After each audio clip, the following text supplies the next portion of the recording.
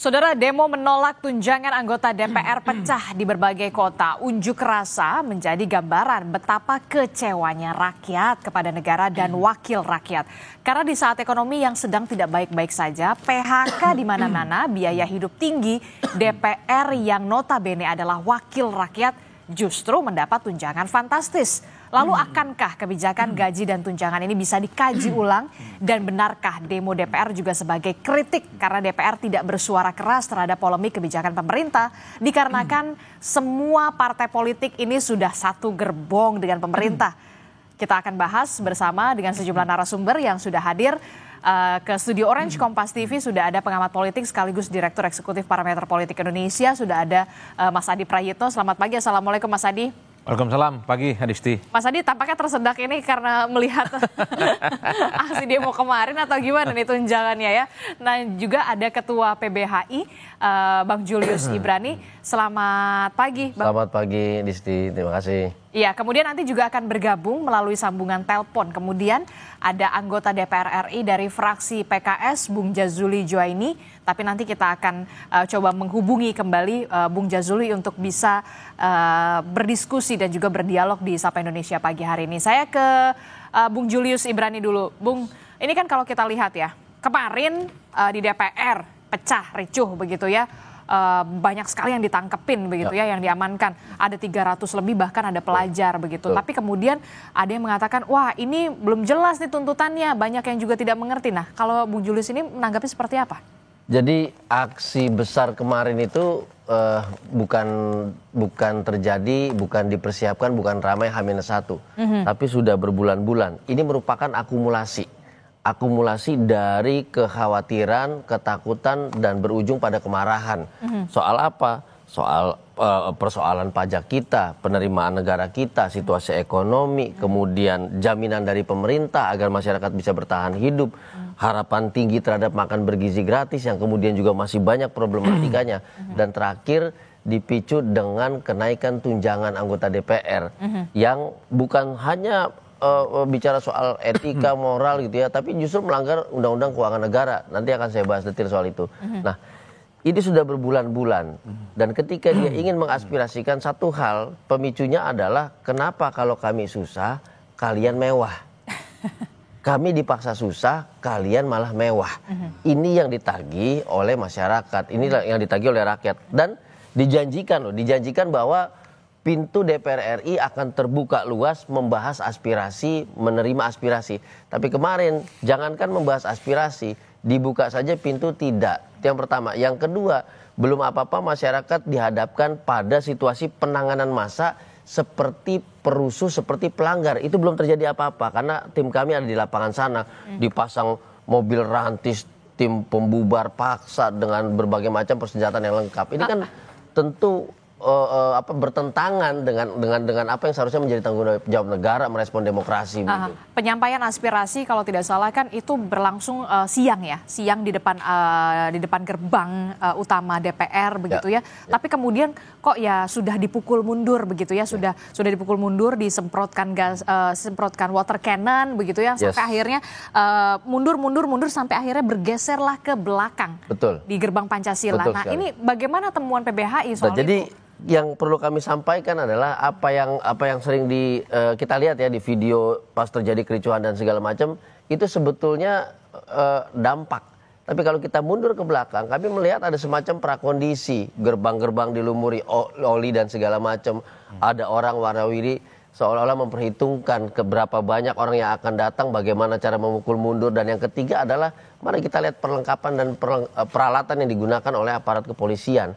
Apakah itu untuk menjaga hak demokrasi yang namanya kebebasan berpendapat, atau justru untuk memblokade agar tidak terjadi kebebasan berpendapat, tidak terjadi kebebasan untuk berkumpul, menyampaikan aspirasi kepada DPR. Nah, yang kami lihat sejak awal settingannya memang bukan untuk mengakomodasi aspirasi itu, tapi bagaimana caranya sesegera mungkin mereka berkumpul dalam hitungan 2 atau 3 jam, dibubarkan, dipukul mundur, dan tidak lagi berada pada etalase jalan protokol utama itu, sehingga tidak lagi dilihat masyarakat, tidak lagi diliput media dan segala macam. Nah, ini pola yang sudah kami lihat, bahwa kalau memang anggota DPR sedang berkumpul, tidak menghendaki ada kerumunan massa, sesegera mungkin dia pukul mundur dan kemudian dipindahkan ke belakang.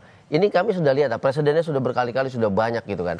Termasuk juga berarti Anda ingin mengatakan reaksi yang dilakukan oleh pihak keamanan begitu sedikit berlebihan?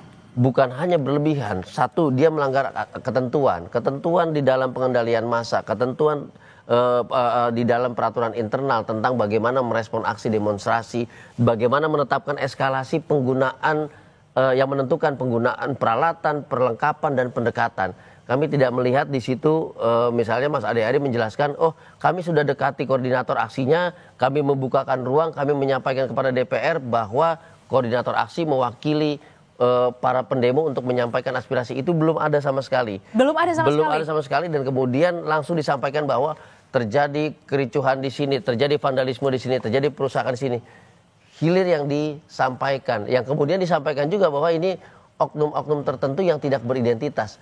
Lah, sedangkan ratusan massa mayoritas yang beridentitas jelas, wajahnya jelas, belum diakomodasi. Tapi langsung merespon yang tidak beridentitas ini yang kemudian berbuat rusuh dan berbuat vandalisme. Nah ini kan kita jelas bahwa fokusnya adalah adanya kericuhan, adanya pelanggaran. Jadi fokus tentang aspirasinya ini yang ditinggalkan. Nah ini pola yang sudah kami baca dan ini tentu ini tidak akan menghentikan demonstrasi. Tidak akan menurunkan tensi para demonstran sekalian. Ini justru akan menimbulkan kemarahan demi kemarahan, gitu. Karena tujuan utama menyampaikan aspirasi tidak tersampaikan, lalu tujuan untuk berkeluh kesah juga tidak dibukakan pintu, yang ada merespon dengan cara-cara kekerasan dan bahkan penindakan dengan upaya paksa penangkapan, penahanan dan yang lain. Ada penangkapan pengamanan itu kalau tidak salah lebih dari 300. Lebih dari 300, 196 diantaranya adalah anak-anak di bawah umur. Betul, respon Anda? Betul. Nah, jadi ini yang kami sampaikan dari awal, ketika ada demonstrasi yang merupakan implementasi hak asasi, maka responnya adalah menjaga, bukan menindak. Itu dua hal yang berbeda. Ketika prinsip menjaga, maka peralatan yang digunakan adalah peralatan humanis, bukan peralatan huru-hara untuk membubarkan. Nah, kalau di depan kita sudah melihat itu, kita sudah bisa prediksi di ujung akan ada upaya paksa kekerasan, upaya paksa penahanan, penangkapan dan yang lain. Dan kita akan melihat bahwa siapapun yang di lapangan, bahkan jangan-jangan ada demonstran juga, ada yang non demonstran juga yang kemudian ditindak. Itu seperti menyebarkan jala secara bebas, yang pasti tujuannya kemudian tidak ada crowded di lokasi itu. Nah ini yang pasti melanggar aturan tentang pengendalian massa, melanggar hukum acara juga, dan apalagi di situ ada anak-anak, dan ini dimensinya luas kalau kita bicara anak-anak. Iya, tapi kalau memang pelajar itu kan memang seharusnya tidak diperkenankan untuk berdemo ya, bukan demonstrasi. Ketika anak-anak juga dihadapkan pada situasi anggaran pendidikan digeser untuk makan bergizi gratis. Artinya ada fasilitas-fasilitas pendidikan yang akan dikurangi. Sementara anak-anak ini juga mendengar bahwa bapak-bapak anggota DPR menerima fasilitas rumah yang sebetulnya kebanyakan nggak butuh rumah juga, sudah punya rumah yang mewah. Nah ini yang membuat anak-anak sekolah juga marah. Apakah berdemonstrasi lalu kemudian seperti orang dewasa? Tidak juga. Bisa saja difasilitasi, di mana di lapangan DPR masih bisa dilakukan secara tertib, secara damai bisa. Tapi tadi saya bilang di awal, ini tidak pernah terjadi. Ini belum diakomodasi, tahu-tahu sudah dibubarkan. Nah ini yang membuat semua kericuhan dan vandalisme terjadi sebagai reaksi dari tindakan yang berlebihan itu. Kalau dari segi politik ya, Mas Adi Prayitno, Anda melihat ini merupakan akumulasi kemarahan rakyat begitu yang sudah dalam tanda kutip gerah atau seperti apa sebenarnya? Saya menduga ini bagian dari the peril of stability, semacam bahaya stabilitas. Bahaya stabilitas? Ya, banyak pihak yang mengatakan bahwa stabilitas itu adalah kunci pembangunan. Tapi di Indonesia kalau semuanya diakomodasi, semua diajak kerjasama, partai-partai politik itu menjadi bagian dari koalisi pemerintah, tutup mata dengan aspirasi, tutup mata dengan pendapat-pendapat rakyat, maka yang terjadi adalah protes dan resistensi yang muncul di jalanan. Tapi eksekutif dan legislatifnya stabil. Betul, yang saya ingin katakan adalah ketika semua mengatasnamakan kerjasama politik itu menjadi penting, gotong royong antara eksekutif dan legislatif adalah kunci bagaimana membangun Indonesia. Tapi ingat, Di luar itu, di luar kesepakatan elit rakyat, civil society, mahasiswa, dan basis-basis massa, mereka punya cara tersendiri untuk menyampaikan apa yang mereka sebut sebagai pendapat dan protesnya. Itu yang kemarin terjadi pada demonstrasi di DPR. Ada mahasiswa, ada pelajar, ada rakyat, ada ojol, dan seterusnya. Adisti, yang ingin saya katakan adalah, saya kebetulan ada di sekitaran Senayan kemarin. Ini adalah model aksi demonstrasi yang agak berbeda dengan demonstrasi-demonstrasi yang lazim kita saksikan di Indonesia. Apa perbedaannya? Biasanya kalau demonstrasi di Indonesia, kalau dia adalah aktivis mahasiswa, atas nama BEM. Ya. BEM Indonesia, BEM Nusantara, BEM SI, dan asosiasi-asosiasi yang terakomodasi dalam kelompok-kelompok aktivis mahasiswa. Ataupun misalnya aksi demonstrasi yang dilakukan oleh kelompok-kelompok buruh, yang katanya nanti mereka akan demo tanggal 28. Ya. Nah, kemarin kita itu sulit untuk mendeteksi. Tidak ada bendera besar yang mereka pancangkan sebagai satu kesatuan bahwa mereka itu berasal dari satu organisasi dan kepentingan yang sama. Mereka itu terserak. Mereka itu adalah kelompok pelajar, adalah mahasiswa yang pakai jas alma mater. Tapi juga ada yang pakai seragam ojol dan ada yang kemudian ya rakyat biasa seperti kita. Nah, ini tandanya seperti apa? Nah, yang ingin saya katakan adalah mungkin kalau kita cek satu persatu ya, ada beberapa yang mengatakan bahwa mereka memang cukup terpengaruh dengan informasi di medsos soal ajakan demonstrasi tanggal 25 Agustus. Yang konon menurut anggota Dewan ini adalah ajang untuk membubarkan DPR kan. Itu yang saya kira amplifikasi di medsos itulah yang kemudian membuat orang-orang yang mungkin selama ini tidak respect ya terkait dengan isu yang berkembang. Mereka berdatangan DPR hanya sebatas ingin menyampaikan aspirasi dan pendapat. Kemarin saya kebetulan ikut ojek online. Saya bertanya, Bapak pernah ikut demo nggak? 4 kali dia ikut demo. Wow. 4 kali dia ikut demo. Apa yang membuat Anda itu tertarik untuk demo? Pertama, sekali-kali ingin mencoba untuk menyampaikan pendapat, ikut protes dan seterusnya. Tapi kemarin dia nggak ikut. Karena ada order yang banyak dia bilang. Bagi dia jauh lebih penting untuk order. Nanti kalau kosong dan ada kesempatan untuk menyampaikan aspirasi, dia bilang kan mengatakan itu. Yang ingin saya katakan adalah Adisti, saat ini di tengah keberlimpahan informasi ya, melalui kanal-kanal medsos yang cukup luar biasa, masyarakat dan rakyat ini sangat mudah untuk mengekspresikan bagaimana sikap kecewa mereka, bagaimana sikap protes mereka, dan itu melulu berkejalanan seperti ke DPR. Saya di awal mengatakan the peril of stability itu adalah kalau anggota dewannya tidak pernah respon terkait dengan isu-isu yang berkembang. Jadi sebenarnya jangan salahkan kalau rakyat, pelajar, dan mahasiswa, mereka menggunakan cara sendiri datang ke DPR, menyampaikan aspirasi dan pendapatnya secara terbuka. Kan sebenarnya kan yang disampaikan demo kemarin itu sederhana kok. Segera sahkan rancangan undang-undang aset. Ini lama betul. Per hari ini koalisi pemerintah dengan DPR ini kan hampir 100%. Semuanya tegak lurus. Apa problemnya yang kemudian membuat ini tidak segera disahkan? Sederhana itu saja sebenarnya.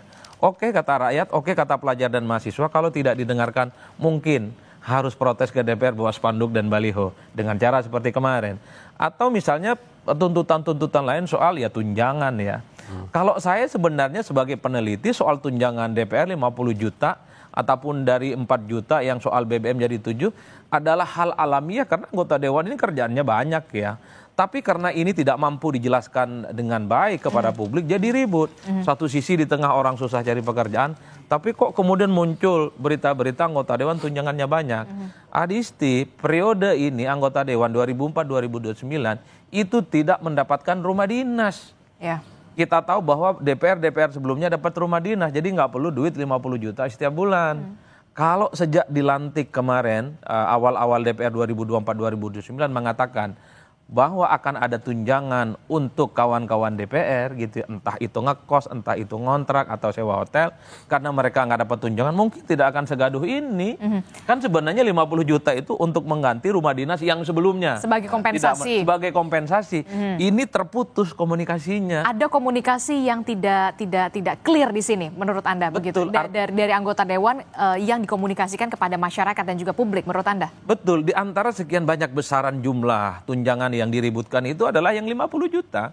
Kalau anggota dewan periode 2024-2029 dapat rumah dinas, enggak ada angka 50 juta itu per bulan, Adisti. Itulah yang saya kira sejak awal mestinya kesekjenan DPR itu speak up ke publik. Sebagai bentuk kompensasi dewan itu nggak dapat rumah dinas, mereka ada yang disebut dengan uang tunjangan. Cari rumah, cari kontrakan. Kalau di sekitar Senayan, Ben Hill ya Nggak cukup, memang nggak cukup itu. 50 juta dengan asumsi tiap bulan misalnya 3 juta kalkulasi anggota dewan, harus ngekos di Ciputat itu di tempat kita, ngekosnya di Bekasi, ngekosnya di Depok. Tapi kan nggak apa-apa, transportasi publik sekarang sudah jauh lebih bagus begitu ya. Nah, bisa naik kereta, bisa naik LRT, bisa naik MRT begitu. Tapi sebetulnya begini, Adisti, Mas Adi, persoalan angka itu menjadi sensitif karena dia sebetulnya dalam konteks Undang-Undang Keuangan Negara nomor 17 tahun 2003 pasal 3 ayat 1 dia menegaskan bahwa setiap proses dan hasilnya dia harus menciptakan rasa keadilan. Itu penting, ini tegas sekali jawabannya, dengan memperhatikan rasa keadilan dan kepatutan. Kalau memang rumah Kalibata dan Ulu Jami belum layak renovasi, kalau memang mau ada tunjangan, maka rumah-rumah itu dijual untuk mengganti tunjangan itu agar tidak di Ciputat tapi lebih dekat lagi, kan gitu ya. Wacana ini tidak ada. Jadi ada aset. Aset ini kemudian bukan aset yang menjadi aset profit, asetnya liability loh ini. Ada perawatan, ada security segala macam, ini liability. Kemudian untuk merespon liability ini dalam konteks keuangan, dia menciptakan liability lain berupa expenses, pengeluaran. Ini yang nggak masuk logika. Padahal masyarakat dihadapi pengeluaran dan pajak.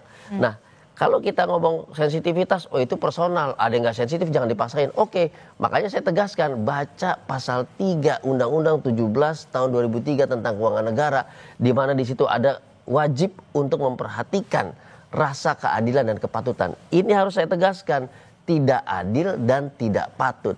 Tidak adilnya karena situasi seperti ini, tidak patutnya karena pembahasan yang tidak terbuka, publikasi yang tidak memadai, sehingga menciptakan apa? Menciptakan opini di publik, menciptakan asumsi bahwa mereka menerima kemewahan, kami menghadapi kesusahan. Kan begitu kesimpulannya, Adisti. Nah, itu dia pembahasan yang tidak transparan, publikasi yang kurang transparan. Inilah yang apakah ini bisa dikatakan karena memang sudah satu suara semua wakil-wakil rakyat kita di sana.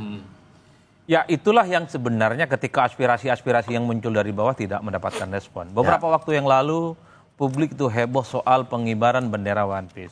Tapi misalnya secara kelembagaan tidak ada kawan-kawan anggota dewan itu yang memproteksi jaminan bahwa siapapun yang mengibarkan bendera One Piece itu tidak melanggar secara hukum. Nah, yang semacam ini yang saya sebut dengan sensitivitas secara politik.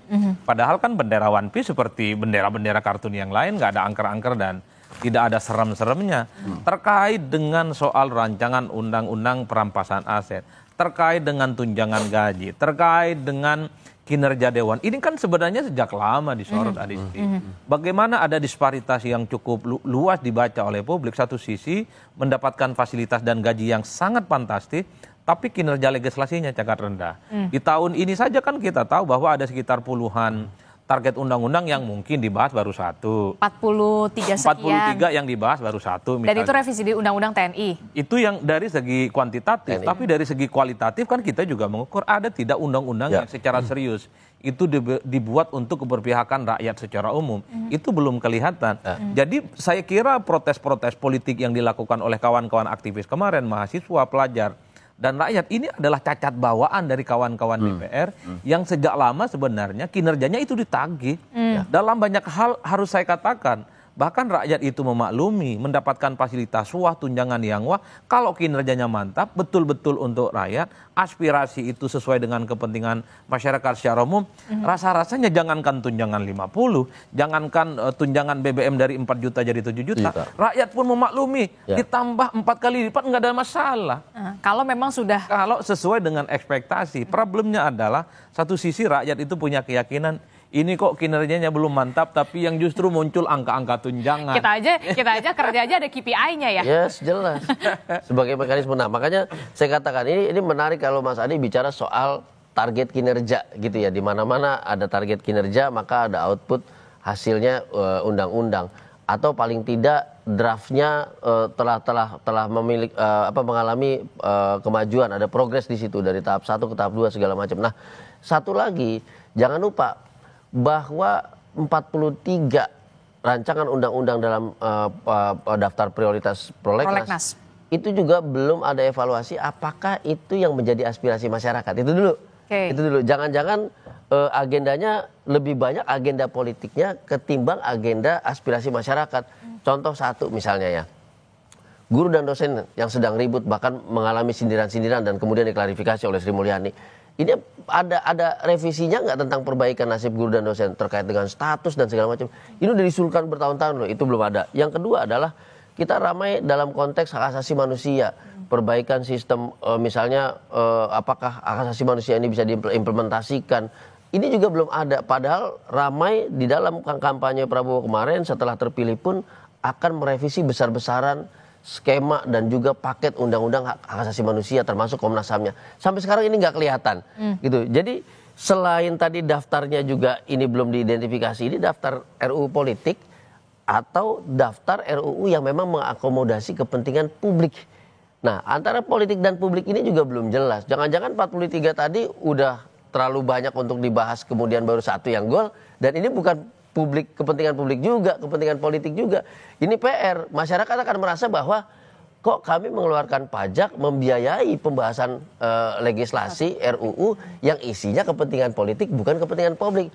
Kami membayari sesuatu yang isinya karung atau kantong kosong. Kami mengalami kerugian di situ. Itu bisa juga terjadi. Dan itu sudah masuk ke dalam wacana di medsos. Dan gitu. jangan sampai ada gerakan ogah bayar pajak. Ini kan yang kemudian dikhawatirkan kan? Ini bukan dikhawatirkan, ini sudah kemudian diwacanakan dan sudah dicari bagaimana caranya. Makanya kemarin ada yang sampai pindah ke luar negeri aja dulu dan segala macamnya. One Piece tadi Mas Adi cerita itu bukan satu wacana yang sederhana. Saya nggak nonton atau baca komik Jepang begitu. Tapi begitu naik, saya coba memahami, ternyata masyarakat, bahkan pembaca komik, memahami situasi negara yang begitu genting, memahami kekuasaan politik yang begitu jauh gapnya dengan publik, memahami bahwa ada hak-hak konstitusional publik yang sedang dilanggar, dan itu jadi pemicu. Anak-anak SMA kemarin, beberapa sekolah lah, ada yang SMA, ada yang STM, saya coba colek di jalanan, saya tanya, kenapa? Om baca One Piece atau tidak? Itu situasi negara kita seperti itu. Saya dulu zaman SMA saya tidak akan bisa mengucapkan hal-hal seperti itu. Betul. Saya tidak akan membayangkan situasi itu. Saya hanya menghadapi situasi 98 yang memang sudah kisruh ketika itu. Jadi menarik bahwa anak-anak sekolah ini nggak bisa diremehkan karena dia membawa suatu pemikiran gitu. Yang memang pemikiran yang kritis yang tidak Betul bisa sekali. dihindarkan lagi. Betul. Begitu meskipun ya. lewat komik gitu. Oke, Mas Adi dan juga Bung Julius Ibrani, kami sudah terhubung melalui sambungan telepon. Sebelumnya kita mencoba untuk menghubungi Bung Jazuli Juwaini dari fraksi PKS, anggota DPR, tapi kemudian kita beralih ke fraksi PDI Perjuangan, sudah bergabung bersama kita Bung Andreas Hugo Pareira. Selamat pagi, Bung Andreas Hugo. Selamat pagi Adisti. Iya, Bung Andreas, akhirnya kita bisa ngobrol lagi ini setelah minggu kemarin saya sempat juga menghubungi Bung Andreas, tapi kemudian membahas soal yang sama ini ternyata ya, masih soal tunjangan DPR. Nah, dari DPR sendiri, dari fraksi PDI Perjuangan sendiri, melihatnya seperti apa responnya ini soal tunjangan yang lagi-lagi dipermasalahkan oleh warga gitu ya, masyarakat begitu, karena kecewa begitu sampai demo kemarin pecah. Bung Andreas Hugo ada di mana tuh? Saya dari pagi waktu itu dua hari lalu ya. Dari pagi sampai siang itu ada di DPR. Setelah itu kami ada rapat di partai. Saya jam 1:30 saya berangkat. Memang saya lihat sudah penuh masyarakat di belakang di TVRI sampai ke jembatan di Senayan itu. Memang ya, kalau saya pendapat dengan apa yang disampaikan tadi singgung oleh Mas Adi kalau tidak salah, soal akumulasi dari berbagai situasi yang saat ini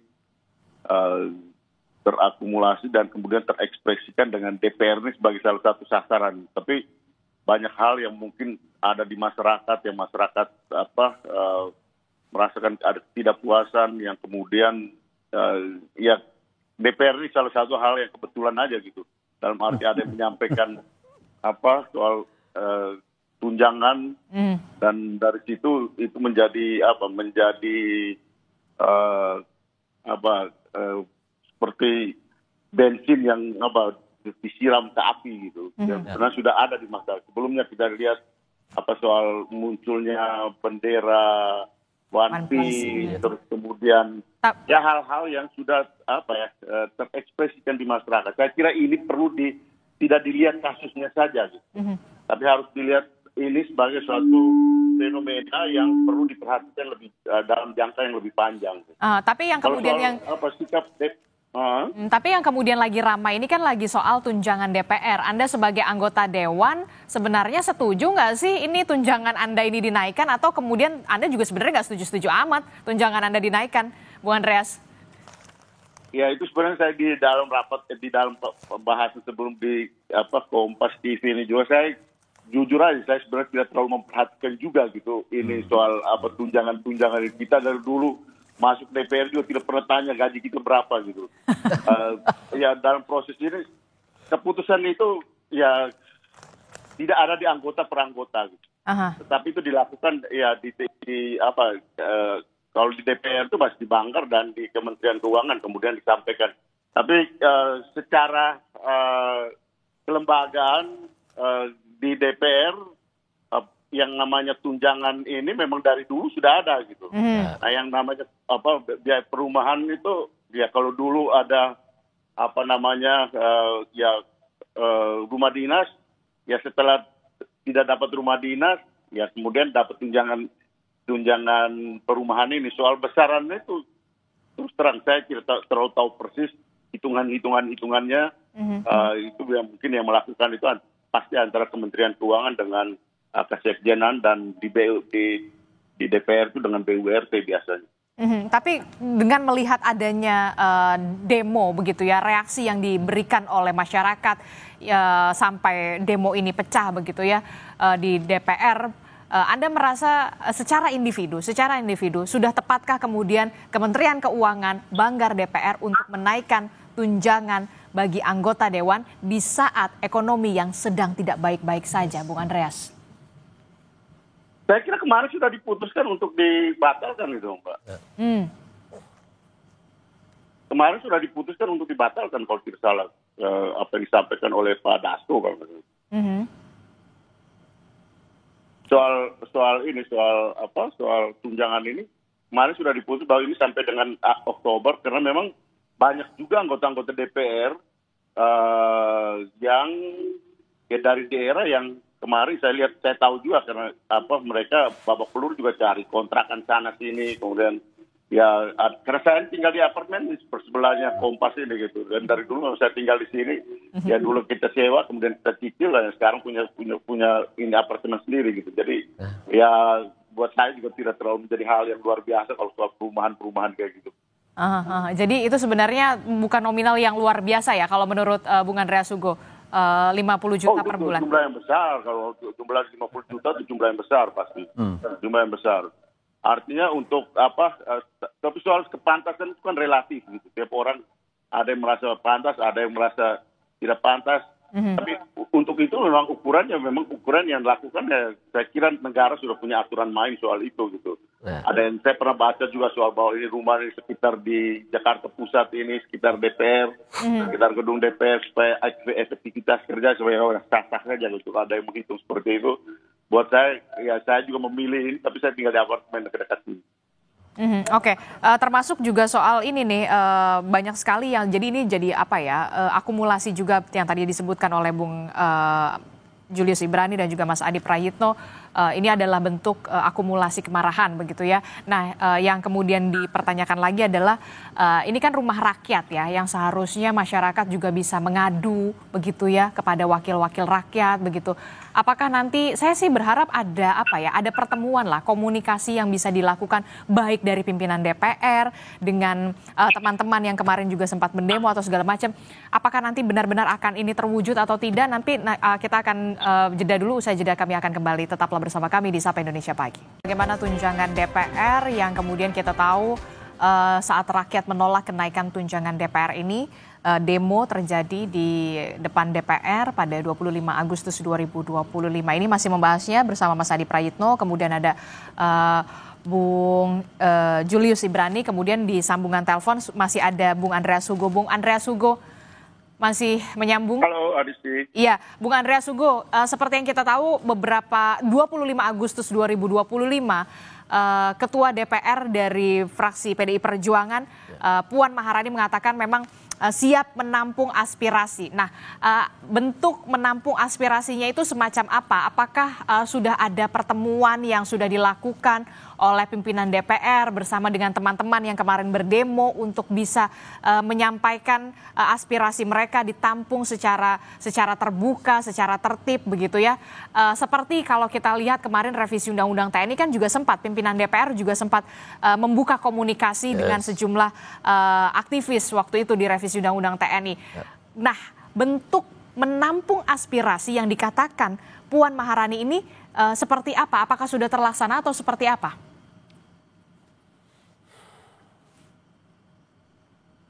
Bung Andreas Sugo. Ya, saya nggak tahu persis gitu. Apakah bentuk menampung aspirasi itu langsung menerima ya mereka yang melakukan demonstrasi kemarin atau perwakilan mereka, saya nggak tahu persis. Karena kemarin sudah ada urusan dengan isu yang lain gitu, yang juga ya berkaitan dengan ya di partai. Tapi saya kira respon yang sudah dilakukan oleh Mbak Puan sebagai ketua DPR dengan menampung aspirasi itu adalah apa yang juga kemudian diinikan oleh Pak Dasko kemarin bahwa tunjangan ini hanya berlaku sampai dengan Oktober tahun 2025 ini. Karena memang udah dari beberapa bulan yang lalu sih, dari periode sebelumnya malah, dari awal ya dari akhir periode yang lalu ketika DPR baru akan masuk dilantik di Senayan, dan ketika itu memang kami harus mengosongkan rumah dinas itu gitu. Dan hitungan yang saya dengar, yang saya tahu juga karena tidak ikuti persis juga kan, bahwa kompensasi dari meninggalkan rumah dinas itu diberikan tunjangan perumahan gitu, akan diberikan, tapi kemudian bahwa jumlahnya seperti itu ya kita tidak semua anggota DPR juga mengikuti persis satu persatu hal-hal yang berkaitan dengan penganggaran itu. Tapi saya ingin tanya, sebelum periode ini kan Bung Andreas Sugo juga sudah duduk juga sebagai anggota dewan begitu, juga sempat menghuni rumah dinas. Kerusakannya memang separah apa sih, Bung Andreas Sugo? Ya kalau memang itu rumah-rumah yang setahu saya itu udah 20 tahunan mungkin ya. Ada aja kalau tiap kali ada kerusakan di bocor lah, saluran airnya lah, ada aja rumah yang namanya rumah dinas yang begitu banyak, dan perlu perbaikan itu, baik fasilitas umumnya maupun rumah per rumahnya. Karena itu kan kompleks, kan kita semua tahu itu kan kompleks perumahan. Dan dari segi besaran konon katanya itu jauh lebih efisien kalau memberikan kompensasi dalam bentuk langsam tunjangan perumahan dibandingkan dengan biaya perawatan rumah itu, rumah tersebut. Tahun 2008 kalau kira saya, karena saya juga di DPR juga pada waktu itu kami harus keluar juga dari rumah dinas. Rumah dinas itu karena waktu itu harus diperbaiki. Itu renovasi lumayan banyak pada waktu itu. Tapi Anda sempat tinggal di rumah dinas itu berapa lama? Pernah, saya sempat tinggal di situ juga. Sempat tinggal di situ. Oke, jadi kalau menurut Bung Andreas Sugo, karena memang rumah dinas ini sudah banyak kerusakan, bocor, saluran airnya dan segala macam, jauh lebih efisien memberikan kompensasi 50 juta per bulan. Adisti, ya? Kalau kompensasi itu yang hitung itu kesekjenan, bukan kami yang hitung. Kesekjenan. Kesekjenan yang hitung kalau soal kompensasi, itu bukan kami yang hitung, kami hanya terima aja. Karena semuanya memang sudah diatur dari kesekjenan begitu ya, Bung Andreas Sugo ya? Kesekjenan dan Kementerian Keuangan pasti. Oke. Nah itu kalau menurut kesekjenan itu lebih efisien memberikan 50 juta tunjangan dibandingkan kemudian melakukan perawatan menyeluruh begitu, renovasi dan segala macam, itu anggarannya jauh lebih besar. Jadi gini, nih kalau kita yang nyicil rumah gitu ya, yang bangun rumah pelan-pelan dari awal, ini kita punya satu ungkapan, Adisti. Rumah yang tidak ditempatin itu akan mudah rusak dan cepat hancur. Selalu begitu. Dan kita juga lihat beberapa kali kita berkunjung ke perumahan DPR RI, baik di Kalibata ataupun Ulu Jami, itu banyak yang kosong. Semakin dia kosong, semakin hancur. Makanya tadi saya bilang, ini liability, aset yang tidak produktif. Kalau memang ini tidak dibutuhkan, kalau memang ini beban perawatannya lebih tinggi, ya diperjualbelikan saja, ditransaksikan saja, kemudian menjadi aset yang bisa dimanfaatkan. Itu logika dasar. Tapi kami tidak mendengar itu. Jadi menambah tunjangan, sementara aset ini menjadi liability yang terus-menerus ada perawatan. Ini kan nggak mungkin didiamkan sampai hancur begitu rata dengan tanah di sini. Ini ekspansinya terjadi, ini tunjangannya jalan, ini malah double pengeluarannya. Padahal biaya perawatan, security, kebersihan, apa segala macam, ini kalau ditukar dengan makan bergizi gratis, bisa nambah menu ini di sini. Karena lebih dari Rp15.000 per rumah. Sementara ini ditambah. Kita nggak boleh lepas daripada logika itu gitu ya. Kalau rusak diperbaiki, bukan kemudian ditinggalkan, tetapi biaya perawatan jalan, lalu menambah komponen baru dengan yang namanya tunjangan. Nah, ini bukan soal kecil. Ini soal logika keuangan yang bertentangan dengan keuangan negara. Ada prinsip utama di situ sebagai dasarnya, yaitu efisiensi. Pertanyaannya, apakah model pengeluaran seperti tadi itu efisiensi? Ya jelas tidak efisien. Pengeluarannya double, ini liability tetap ada pengeluarannya, ini menambah yang baru. Sementara masyarakat, penambahan-penambahan itu ada di penambahan pajak, Adisti. Jadi bukan di penambahan peluang ekonomi, peluang subsidi, pembagian sembako dan segala macam. Tapi menambahnya pajak.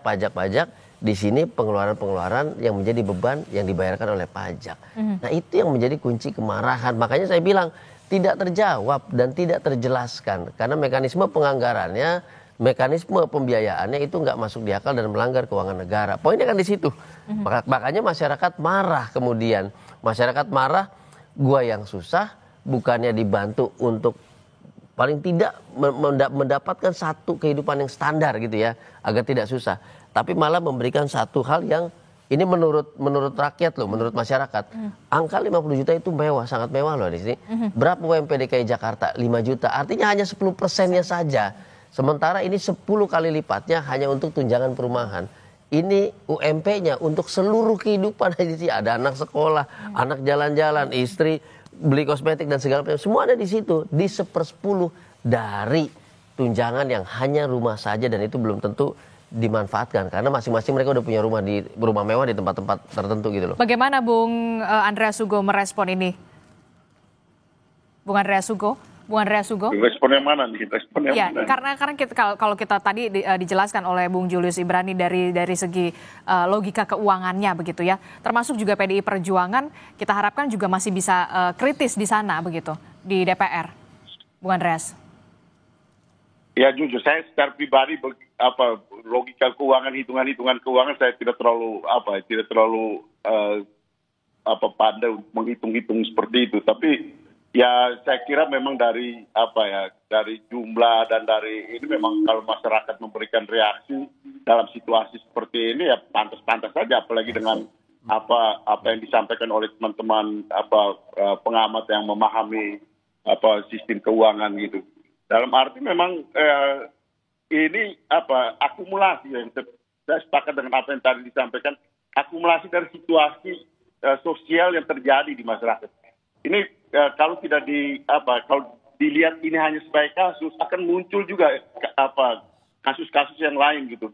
DPR ini kebetulan kena di dalam situasi ini dan yang terjadi pada DPR gitu.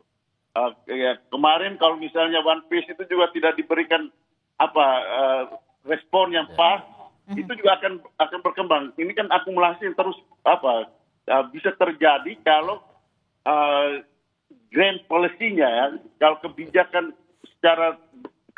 secara nasional, kebijakan secara umum itu tidak bisa mengatasi berbagai persoalan.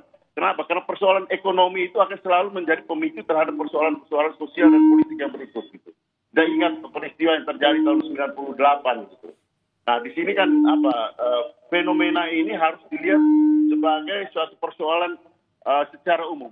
DPR ini kebetulan menjadi sasaran yang sasaran empuk ketika di dalam situasi seperti ini. Jadi ya menurut saya jangan hanya dilihat kasusnya, tapi harus dilihat fenomena secara keseluruhan. Yes. Okay. Jadi artinya ya saya sebagai anggota DPR saya memahami respon dari publik yang begitu cepat, sama seperti kemarin ketika respon publik terhadap kasus undang-undang pilkada itu, mau revisi undang-undang pilkada, begitu cepat terjadi. Kenapa? Karena ada akumulasi ketidakpuasan terhadap sistem yang dibangun pada waktu itu. Saya Dan ini yang sampai ini terus-menerus terjadi seperti ini. Ketika terjadi akumulasi persoalan, baru kemudian kita melakukan perubahan-perubahan untuk merespon apa yang diinginkan oleh publik, gitu, apa yang disampaikan oleh publik. Saya harap Bung Andreas Hugo dan juga teman-teman lainnya, begitu rekan-rekan anggota Dewan juga masih bisa melihat dan juga masih bisa mendengar apa yang kemudian menjadi keresahan dari masyarakat dan juga menjadi kekecewaan dan bisa menampung aspirasi rakyat sebagai wakil rakyat, begitu ya. Termasuk Deddy Sitorus, Bang. Gimana? Termasuk Deddy Sitorus, Bang, biar sikapnya sama kayak Bang Andreas. Sikap yang mana yang sama nih? Sikap terhadap tunjangan ini, Bang. Ya, kita harapkan. Biar karena ada pernyataan dari Bang Deddy Sitorus yang kontraproduktif dengan apa yang menjadi concern masyarakat. Jadi kalau kita mendengar statement dari Abang ini, masyarakat tenang karena ada dukungan, ada kesamaan persepsi, ada kesamaan atas rasa keadilan. Nah, sementara anggota Abang yang lain, Deddy Sitorus, itu mengeluarkan statement yang berkebalikan untuk tidak mempersamakan anggota DPR dengan rakyat jelata. Ini tentunya juga menimbulkan kemarahan, Bang. Padahal sikap Abang ini sudah sempurna sekali di mata masyarakat. Kan begitu? Baik. Kita tentu saja berharap... Terakhir, Mas Adi. Sorry, saya sambung. Ini kalau di DPR ini kan tiap anggota, tiap fraksi. DPR bukan lembaga yang homogen. DPR ini lembaga yang heterogen. Ini beda dengan lembaga kepresidenan, lembaga pemerintahan yang satu garis gitu. Tapi kalau DPR ini kan lembaga yang heterogen kan. Orang bisa berbeda pendapat di sini soal ini. Baik. Dan itulah negara demokrasi. Baik. Saya ke Mas Adi Prayitno untuk closing statement. Mas Adi, setelah melihat penjelasan dari Bung Julius Ibrani, kemudian Mas Andreas Hugo, kita berharap apa yang diresahkan oleh masyarakat, kekecewaan masyarakat ini bisa didengar, ditampung aspirasinya seperti Bung Andreas Hugo dan juga rekan-rekan yang lain. Ya, saya kira soal tampung aspirasi, saya kira sejak lama kawan-kawan DPR ini kan selalu ngomong. Setiap ada protes, ada resistensi dan perlawanan dari kelompok-kelompok civil society. Tapi seringkali yang menjadi concern publik soal isu-isu kerakyatan, soal kebijakan-kebijakan yang pro dengan rakyat itu kan seringkali jauh panggang dari api di sini. Artinya yang ingin saya katakan adalah bahwa ketika ada isu-isu yang strategis, menyangkut kepentingan bangsa secara umum, menyangkut hajat hidup rakyat Indonesia, saya kira bukan hanya didengarkan dan bukan hanya ditampung. Yang paling penting adalah bagaimana dia itu bisa berwujud sebuah kebijakan sehingga protes-protes itu tidak muncul kembali. Harus kita akui di tengah dunia digital yang sangat luar biasa, medsos yang sangat luar biasa, rakyat punya cara untuk melakukan protes dan perlawanan ke anggota dewannya. Melakukan protes kepada siapapun yang dinilai merugikan masyarakat secara umum. Artinya ketika rakyat kemudian bersuara, dia melampaui partai, dia melampaui fraksi, dan dia melampaui anggota dewan. Itulah yang saya sebut jalan ninja, jalan sunyi yang seringkali ditempuh oleh kelompok-kelompok kritis. Bagaimana suaranya itu bisa disampaikan ke publik.